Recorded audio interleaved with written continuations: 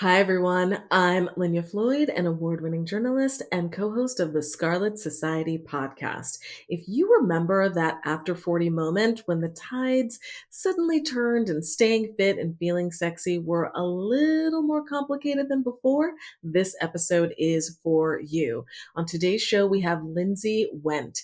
She is a nationally certified health coach and fitness instructor with specialty certifications in senior fitness and orthopedic health. That's joint pain, basically. She's the founder of Break Free Fitness, a curvy women's health and fitness company that reserves 10% of its membership and coaching packages as scholarships for low income women.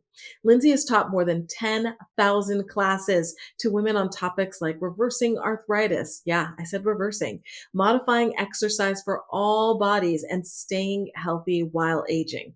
In this episode, Lindsay reveals the exact hormones that are tied to hunger and sex and the super simple thing that you can do to influence both of them. She talks us through a quick exercise that can strengthen your orgasms, and she offers her best hacks for keeping workouts simple, fast, and fun. She also shares her two favorite moves for strengthening muscles and bones. The bonus is that one of those moves will have your partner saying they hate to see you go, but they love to watch you leave. You will change the way that you think about your body after listening to this episode. So let's dive in to our very fit and fun conversation.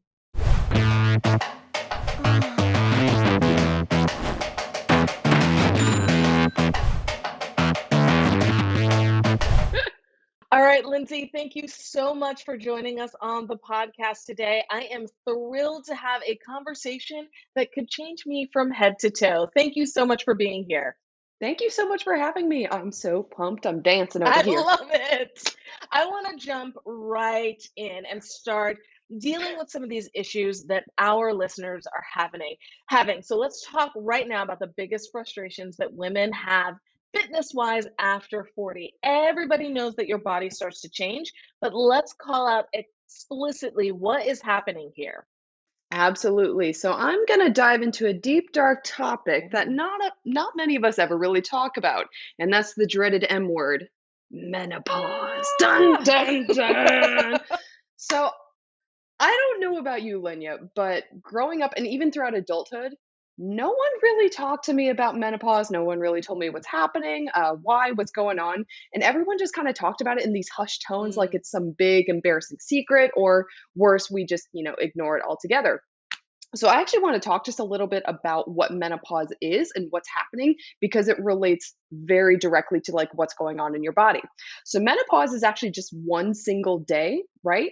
It's the 1 year anniversary since the last time you had a period. Now, what we traditionally think of as menopause is actually perimenopause, right? It's those years leading up to yes. that single day, right? And it's those final years where your period is tapering off, that those are the years that's filled with the hot flashes and the night sweats and the mood changes and the appetite changes, right? And all those things.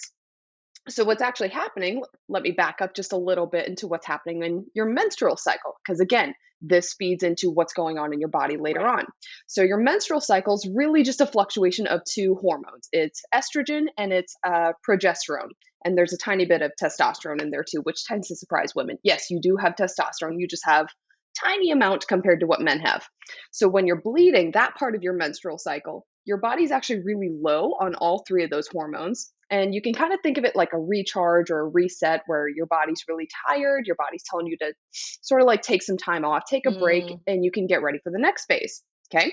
Then, about halfway through your cycle is when you're ovulating. That's the part where you typically get pregnant. And then you get this giant spike of estrogen and a little bit of testosterone. Now, here's the interesting thing. Estrogen is tied directly to your metabolism and it helps regulate all of your hunger hormones, specifically the hunger suppression that's hormones. They're key. the I'm full hormones. Okay, the I'm full hormones. So it's a big part of why you're not so hungry that first half of your cycle, right? And why you can generally eat like some richer foods and stuff because your appetite's like pretty well controlled during that first half. And also, I mentioned testosterone. You get a tiny spike of it right around when you're ovulating. So, fun fact, testosterone for women is your sexy time hormone. Mm. It's the hormone that makes you feel kind of frisky, right? Yes. Right around the ovulation time. So, it totally makes sense, right? All right. Fast forward to now, you're about 3/4 or so of the way through your cycle, about a week before, your next cycle begins. And that's when we all get our PMS symptoms, right? Mm. And what's happening there is you get a giant spike of progesterone, your other hormone. This one's also tied to your hunger hormones, but this is the one of the I'm hungry hormones, right? So that's where we get cravings all the time. We're hungry all the time.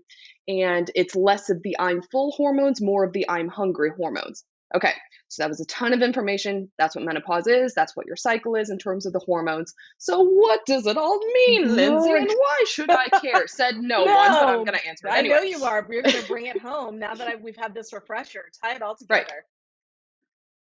Okay. So, when you go through menopause, both your estrogen and your progesterone levels drop. They sink like a rock in water. They drop quite a bit. And that rapid change, very, very rapid change in hormones is what causes those symptoms, Mm. right? The mood swings, the hot flashes. It's literally just in response to very rapid changes in hormone Mm. levels. Okay. Now remember, both estrogen and progesterone are your hunger hormones, or rather, they directly are tied to your hunger hormones, both your I'm full and your I'm hungry hormones. So I know what you're thinking right now. Gosh darn it. Well, if my hormones are all over the effing place, then how on earth am I supposed to help all of that? Is it exercise? Is it diet? Do I do hormone replacement therapy? Like, what do I do? And don't worry, mama, I got you. So let's talk about solutions next, right? So now you're like, okay, menopause, my hormones are going all over the place. What on earth do I do? And the awesome thing about hormones is that with a healthy lifestyle, you can balance them. Mm. And I know, quote unquote, healthy lifestyle. It's such a vague and it's such an overused term. So let's get specifics on what does that look like after 40, right? So there's the diet component, there's the exercise component. Let's start with the diet component. So the same rules still generally apply about getting, like bare minimum 6 servings of fruits and veggies. 10 is better for reasons like I won't get into here because we don't really have the time. But like, same rules still apply for getting all your fruits and veggies, right? Pretty simple. But the most I important would thing say to pretty simple, remember, but yes, we all strive. Okay. I didn't say easy, I said simple. Those are two clearly different That words. is a Yes, very good point. Yeah. right? So the rules still apply there. But the most important thing to remember, one of the most important things coming out of this interview that I want you to Mm. remember is protein. Now, Mm. we lose around 1 to 2% of our muscle mass every single year Ooh. from age 30 onward. Every single year, you lose 1 to 2% basically throughout your entire adult life. And that pace just increases as you get older. So, getting enough protein is probably one of the biggest problems that I see in women after 40, and particularly women after 50, because that's when it really starts to increase the pace. So I want you to think about getting 1 gram of protein for every 2 pounds of body weight that you have. And to phrase it another Oh. way, take however much you weigh, take your weight, divide it in half. That's how much protein you need every day. And I know what you're thinking. Oh my God, I'm going to be a cave woman if I eat all that much. I'm going to bulk up like the Hulk. I'm going to look like a female Dwayne Johnson. And no, you won't. I promise. No, you won't. It's a myth. It takes a very, very specific type of strength training, a very specific strength training regimen to bulk up like that. So it's a myth. No, you won't. It doesn't happen on accident. But please do get enough protein. I Mm. cannot emphasize that enough for women as we age. Like, learn to add it to your meals in a ton of little ways. You can add a dollop of plain Greek yogurt to something. You can get an extra serving of lentils or beans with your meal. Mm. Protein powder. And I'm dairy intolerant, so there's a ton of vegan protein powders that are really good these days. You can do a sprinkle of feta cheese on your eggs in the morning, right? There's a ton of different ways to add in protein, but you have to get way more than you probably think that you need. And don't forget to drink lots of water. Water can help balance your hormones probably better than just about anything else can. Were you going to say something? I was going to say, wow, I had no idea how important protein was. How big, Mm-hmm. I mean, everyone talks about how you can't like exercise your way out of bad eating habits. But I love that my eating habits can actually help me get to the body that I want in a Mm-hmm. surprising way. Like, eat more of this thing. It's not less. It's like, what are Mm-hmm. we going to add in here? I think that's going to be a Yep. shocker to a lot of women who are listening. And I'm somebody who loves beans. So I love that you mentioned lentils. I love that you mentioned beans. So that sounds all Hmm. super doable. Now that's what we're doing food wise and what we're putting into our mouths. Yep. What are we going to do exercise? How does the way we need to exercise change after 40? Right. So I want you to think of exercise after 40 as having three components: your muscles, your bones, and your Hmm. joints. And you're going, duh, Lindsay. That's how, like, that's what a body's made up of. But I genuinely want you to stop thinking of exercise as a way to shrink belly fat or a Mm. way to get in shape, right? So I'm a curvy women's fitness trainer and an orthopedic specialist. And what that means is I am never, ever, ever going to tell you to lose weight or to tell you that you're wrong or you're insufficient in any way. Your body is beautiful, and the changes that your body is going through are beautiful and totally normal. So, my goal for you is to teach you how your body works so that you can have a great functioning body into your 80s, your 90s, and beyond, right? So, that's what my goal for you is. So, first up in those three components is your Mhm. muscles, right? And I mentioned a couple minutes ago, you're not going to bulk up like the Hulk Yeah, on don't worry accident. about that. It's just not going to happen, right? But you still can't skimp on that strength training because remember, you're still losing that muscle mass so fast, almost faster than you can build it up. So your goal then is just to do strength training just to keep up with that pace, right? Just to keep your body functioning the way that you're used to it functioning. So what does that strength training look like? So 2, maybe 3 times a week, I want you to lift something heavy enough that you get tired within 10 times of lifting that thing. Okay. And if you can lift that thing more than 10 times, lift something a little bit heavier. Like that's it. Yeah. That's strength Yeah. training in a nutshell. It really is that simple. You don't overcomplicate it. Like it's find something that you can lift about 10 times before you get tired. Do that 2, 3 times a week. Like that's it. That's strength training. Nice. Okay. So that's your muscles combined with protein. That's going to help keep you from losing that muscle mass so fast. So next up is your bones, the second component. And as women, we lose about 10% of our bone mass the first couple years after Ooh, menopause. And you're going, that's oh my, huge. I know that one Yeah. hurts. That one hurts. If you thought the muscle mass hurts, the bone mass hurts even more. So just like your muscles, the name of the game now is going to be how can you keep up? Mm. And the way that you build bone density is through strength training Yes. again. I had a feeling. So yep. So bonus, you get a 2-for-1 when you strength train, but it's specific types of strength training, right? So they're weight bearing strength training. What that means is like my go tos for strength training for building bone density are planks because you're bearing weight in Oh. your hands, in your arms, and in your upper body. So that's a really good one for upper body. Anything planks, push ups, anything where you're going to put weight in your hands, that's what weight bearing strength training means.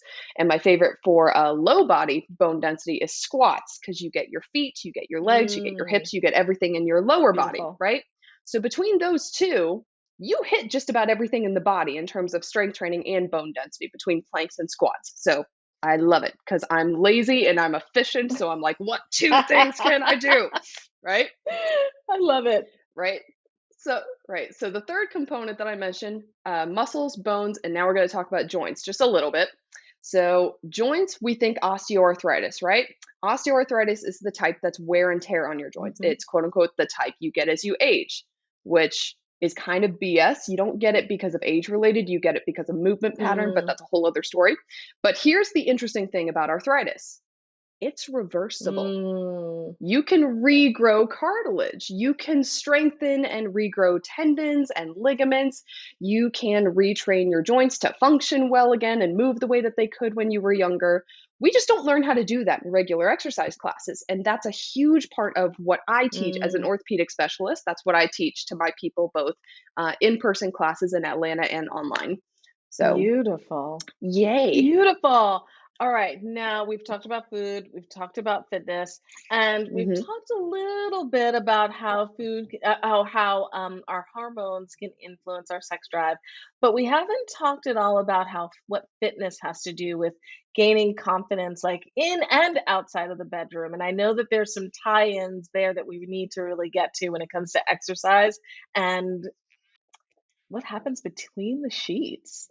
Right. So remember I talked a few minutes ago about testosterone being your sexy time hormone, Hmm. right? It's the one that makes you feel a little bit frisky. At least for women, that's our sexy time hormone.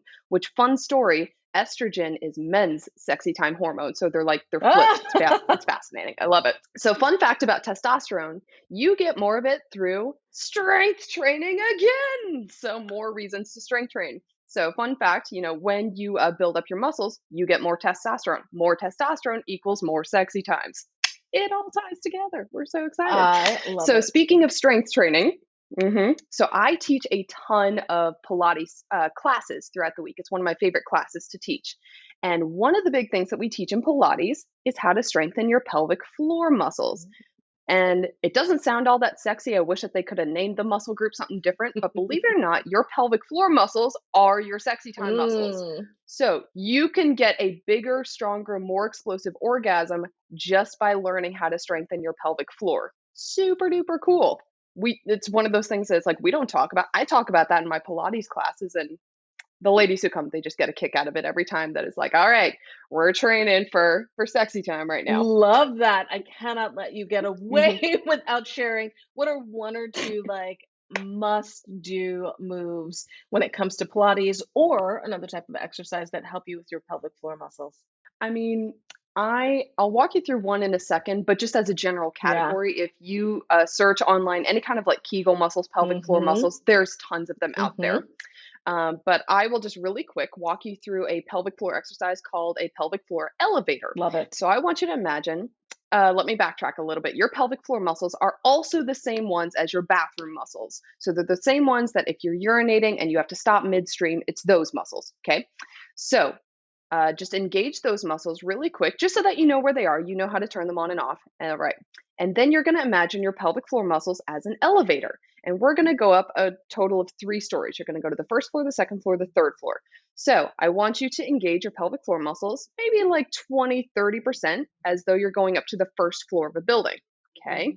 I want you to draw them up a little bit closer up to your belly button, a little bit further up, maybe like 40, 50%.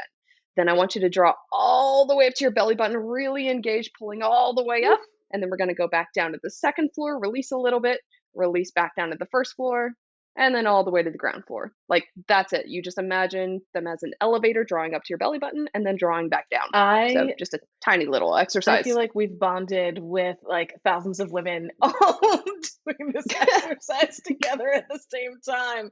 That was amazing. I That know. was amazing.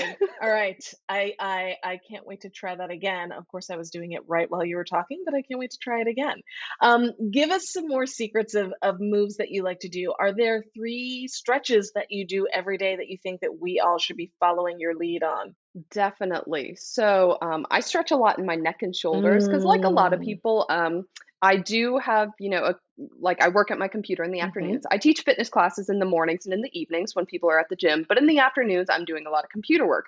So I'm just as prone as everyone else to the hunched Mm. shoulders and, the tight neck and all that.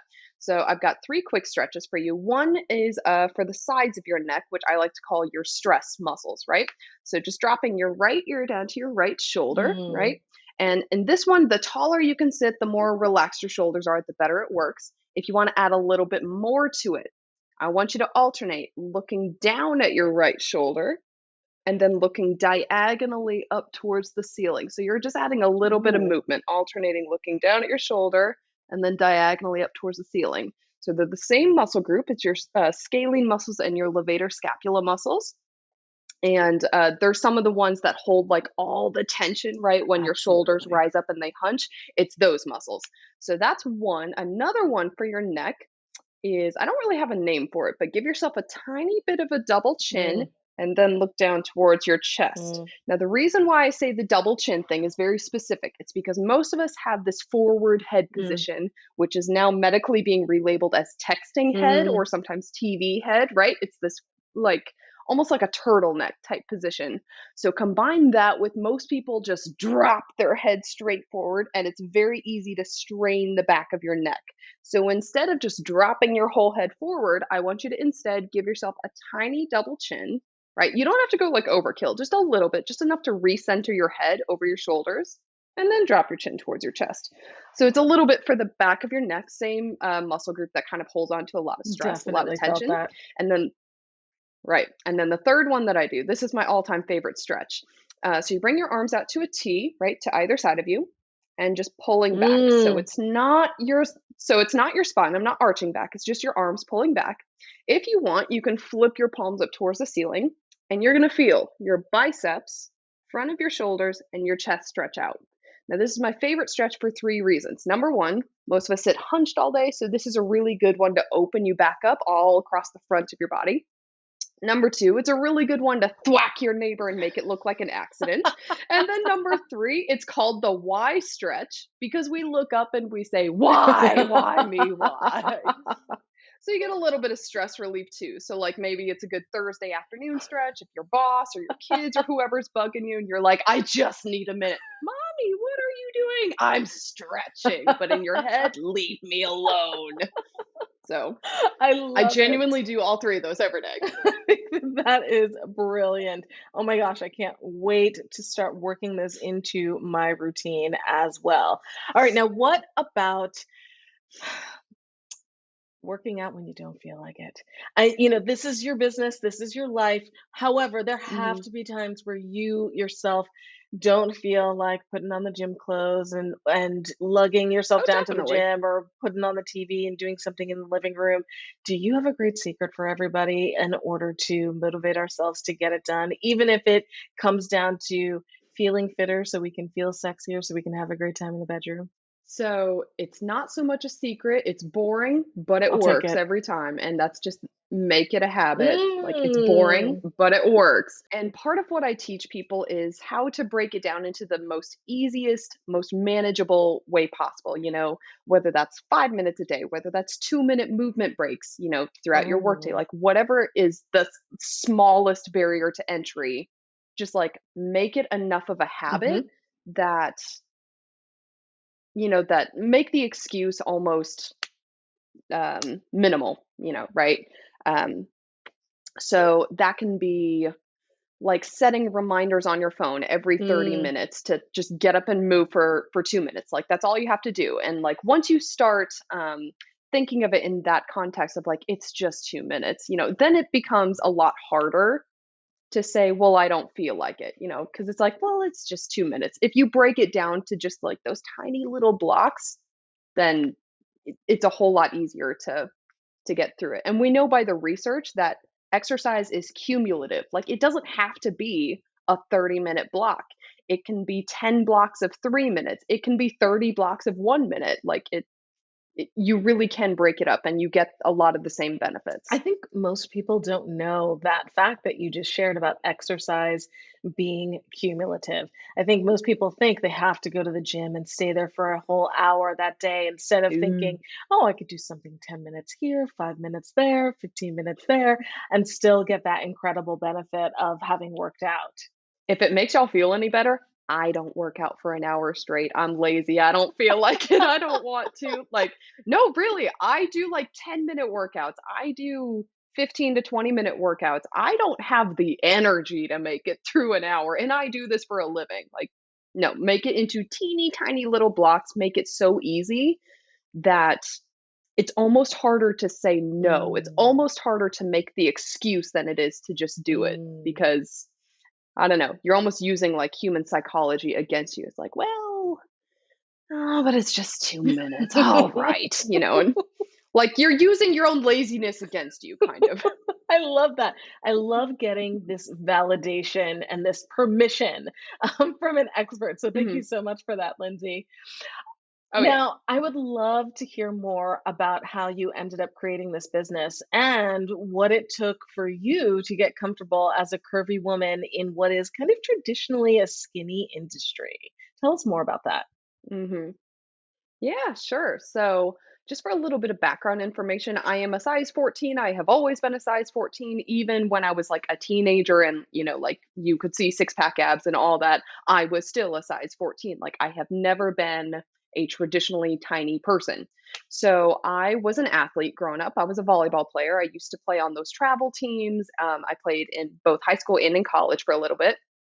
Now, by the time I got to college, excuse me, as a volleyball player, I'd already developed pretty severe Oh, arthritis in my hips by the age of 19, whoa. which even my even my doctor at the time was like, people this young don't get arthritis. But remember what I said a few minutes ago, that arthritis isn't something you get as you age, it's movement pattern related, meaning I was walking in such a way, I was playing volleyball in such a way that it just wore down my hip Wow. cartilage, right?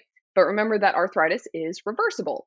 So when my doctor at the ripe old age of 19 told me, okay, well, you're just going to have to be careful, and like they gave me a prescription for some arthritis medication, and like that was it. They just sent me out Mm, into the wilds of the world and said, good luck. I'm like, well, that's kind of BS. Like, why didn't you give me any help? So this was before the days that of Google being what it is today. So I actually went to the public ah, library and like read books on what is arthritis, how does your body work, how do your joints work, how do we anti-inflammatory diets, like you name it. I researched the old school way back in the day. And the really cool thing is I discovered that all of it is reversible. Arthritis is reversible. You can build, you can strengthen your tendons, your ligaments, your cartilage. You can regrow all of that. And to this day, I've actually rebuilt about 80–85% of the lost cartilage in my hips. You can amazing. regrow it. It takes work, right? It's like strength training, how you strengthen your muscles. It takes work, but you can do it. So it was just over that time period of, well, I can't really play volleyball anymore because it hurt my hips too much. So I was in college still in those years, and I found the campus gym and I found a Zumba class of all things back in the early 2000s, which is a dance class for those of you who maybe don't know what Zumba is. And I just fell in love with it. Mm, And so I kind of use that as my gateway into fitness. And over the next couple years, I just discovered that I really loved working with people who look like me, working with people who had knee stuff or shoulder stuff, or maybe they had diabetes, maybe mm, they had high blood pressure. They had something mm. to work around, right? That not necessarily a lot of fitness instructors or fitness trainers knew how to work with.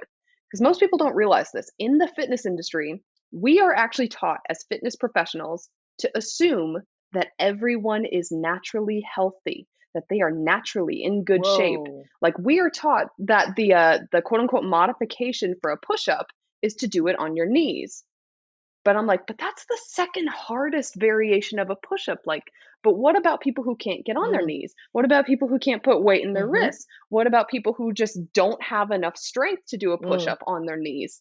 Forget the joint stuff. What if you don't have the strength for it?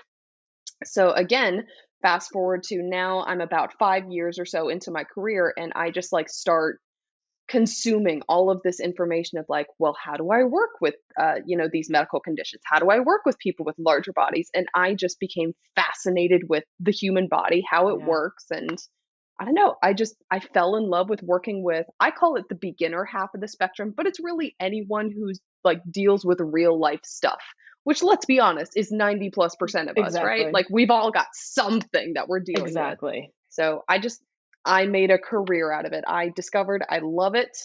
I love, providing all those modifications. I love finding out how the body works, because once you understand how the body works, it's easy to reverse anything, to work around anything. It's not complicated. Tell us a little bit about some of your most successful clients over 40. What kinds of changes did they make, and what kinds of benefits did Mhm. they see, like emotionally and physically? So I can't give any names just Sure. for anonymity's sake, but I can tell you that that's primarily who I work Mm, with is curvy women over 40, and even most of the fitness classes that I teach are in retirement homes. They're in senior living facilities in the morning. So a lot of my clients are even like 80, 90, and above. amazing. So I have a wide age range of, mostly women that I work with. And I can say that the biggest changes were genuinely learning how to not think of their bodies as like this embarrassing, thing that needed to be shamed or sort of like hidden behind, these big baggy clothes, but thinking of their bodies as this amazing machine to be taken care of, Mm, to rethink fitness instead of how can I get my body into great shape? How can I shrink belly fat versus, how can I get my muscles back to where they were functioning before? How can I get my bones back to the density that they were before? How can I get my joints functioning back to the way that they were before? Just as this awesome machine to be taken care of. And it's really that shift that I see in a lot of women, that once they start letting go of the shame of, how they've traditionally thought of their body looks, to thinking of their bodies as how it performs, how it functions, Mm. um, that's just a huge change. And I know it doesn't sound all that sexy, but think about it this way. I already taught you, what your sexy time muscles can do. And like you can strengthen your sexy time muscles. If your goal is to build a bigger, rounder butt, you can do that through squats. Like you can absolutely be selfish about it. It doesn't have to be just like, yeah, I'm just building a functional body. I'm like, no, I want an awesome butt. Tell me how to build an awesome butt. I can do that. So, I mean, you can absolutely be somewhat selfish about it and even a bit vain about it. Like I totally am, but I no shame I there. love that. I love that. I love that shift in thinking about not appearance, but thinking about performance. And I love that Hmm. idea of, yes, like not body shaming yourself, but also recognizing the power that can come from reshaping yourself if you choose to, or just getting that Hmm. kind of clock to turn back and to have that physicality, that strength, that mobility that you had when you were younger. So fitness is a little Hmm. bit of a magic wand, and I love that you're reminding us all of that today.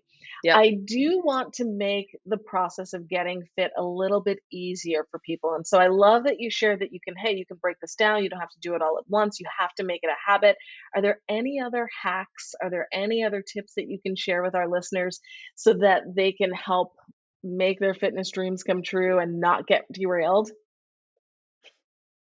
Totally. So, the biggest piece of advice that I give people, when they're trying to figure out strategy wise, is to automate as much of the process as you can. Like use Google Mm, Calendar to schedule your mhm. workouts. Use Google reminders to, every 30 minutes tell yourself to get up, just move for 2 minutes. Remember, it's cumulative. You can move for 1 to 2 minutes. That's all you need. Use apps, to find a walking group or an accountability partner, Mm. or someone that'll notice when you miss a workout. And I specifically say pay for a group or an app instead of using a friend for free. Because let's face it, like we're all busy. If you're paying someone to hold you accountable, that person is a lot more likely to do it than a friend who's doing it like as a favor and has their own busy life to keep track of. Like over the years, I found a couple different accountability apps that only cost like $5 a month. Like Oh, it doesn't have to be a huge sum of money, but like you're paying a stranger to text you every day saying like, "Hey, did you drink your water today? Hey, did you go for your walk today?" And like it can be that simple. Just use technology to your advantage. Um, Again, with like making the entry to barrier so easy. Put a gym bag full of workout clothes and shoes in the trunk of your car so that you have one less excuse to go to the gym or to go for a walk. If you're worried, like let's say you like to walk outdoors, but you're worried about rain, pack a rain jacket and an umbrella in your car. Like make it as easy as possible. For food prep, buy food that's already pre-prepped to a certain extent, like rotisserie chicken, mm. frozen veggies, and microwavable bags of brown rice are, I can't even count how many go-tos like that. Like I will make a sauce to go with it, but I'm like, that's my dinner. Cause again, I'm a real person. If my dinner is not ready in 15 minutes or less, it ain't happening. So even myself, I buy a lot of pre-prepped food. You can absolutely let the grocery store do a lot of the work for you. Just make it as easy as possible on yourself. It doesn't have to be complicated or drawn out or hard in any way. I think people tend to overthink it. They tend to um, psychologically in their minds, imagine um, eating healthy and this healthy lifestyle and exercising as this huge mountain Mm. that they have to Yeah. climb. And it's really not. It's all cumulative. Just break it down into tiny little things. And just like exercise is cumulative, diet is also Oh. cumulative. Like every tiny little Mm. change also reaps benefits, right? Even just tiny little changes. reaps massive benefits over I time. love that. And I love the food advice that you just shared. I am the queen of assembling meals, but I am not a great cook. But I can assemble the heck out of a meal. So, and it's time saving Yep. and it just makes it makes it much easier to eat healthfully. So I'm glad Hmm. that you brought that up. I am also a huge fan of one hit wonders, and I am hoping that you can share with our listeners one thing that you want them to do after listening to us today. What is that one thing that you want them to do after hearing about fitness after 40 that is really going to start to move the needle for them? Well, in case I haven't said it enough times, getting enough protein and strength training are the two most important things you can take from this. Like, hands down, that's going to reap the most benefits. Because remember, when you strength train, you also balance your hormones. When you strength train, you get more testosterone. So, sexy time gets a little bit more Mm. exciting. When you strength train, you get bone density. When you strength train, you typically get some joint mobility along with it. Like, there's so many benefits. Thinking about protein as how can you add more into your diet starts to get you to think, well, how can I add more veggies in? Well, how can I add more water in? You start thinking about what you can add to your diet rather than what you can take out. So just those two shifts Mm. have huge benefits that bring along with them. I love that. And then it doesn't feel like you're coming from this place of deprivation and what am I taking away and what can't I have?